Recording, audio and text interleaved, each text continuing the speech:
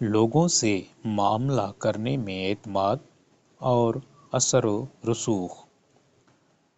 اعتماد اور باوقار شخصیت ہر دور میں کامیابی کی کنجی سمجھی جاتی ہے، خصوصاً لوگوں سے معاملہ کرنے کے میدان میں۔ اعتماد کوئی پیدائشی صلاحیت نہیں بلکہ ایک سیکھا جانے والا ہنر ہے۔ انسان دوسروں کو جتنا بہتر سمجھتا ہے اتنا ہی اس کا سماجی اعتماد مضبوط ہوتا جاتا ہے۔ ہر انسان اپنے مفادات اور ضروریات کے تحت عمل کرتا ہے۔ اگر ہم دوسروں پر مثبت اثر ڈالنا چاہتے ہیں تو سب سے پہلے ہمیں یہ جاننا ہوگا کہ ان کے لیے کیا چیز اہم ہے۔ اسی طرح لوگوں کو خلوص کے ساتھ اہمیت دینا، ان کی عزت کرنا اور ان کی قدر کرنا نہایت مؤثر ذریعہ ہے، کیونکہ ہر انسان عزت اور توجہ کا خواہاں ہوتا ہے۔ سننے کی اہمیت پر خاص زور دینا چاہیے۔ جو شخص بولنے سے زیادہ سننے کی عادت رکھتا ہے، لوگ اس پر جلد اعتماد کرنے لگتے ہیں۔ اس کے ساتھ ساتھ جذبات پر قابو رکھنا بھی ایک طاقتور شخصیت کی علامت ہے۔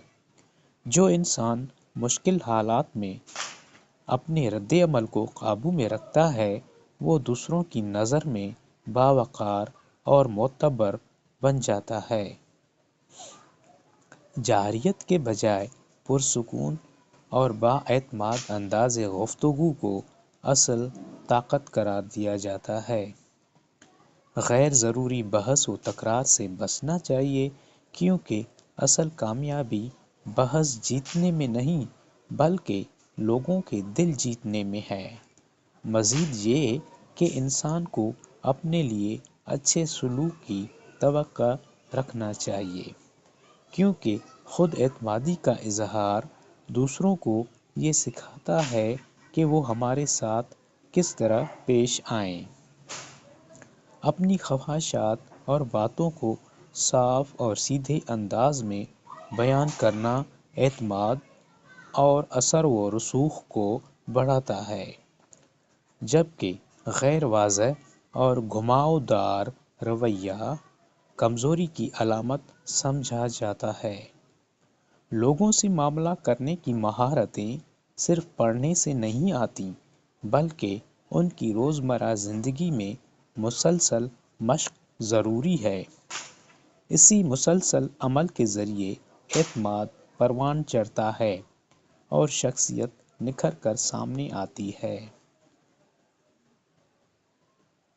کتاب ہمیں سکھاتی ہے کہ اعتماد اور طاقت کا اصل چشمہ خود آگاہی ہے، جذباتی ضبط اور لوگوں کو سمجھنے کی صلاحیت ہے۔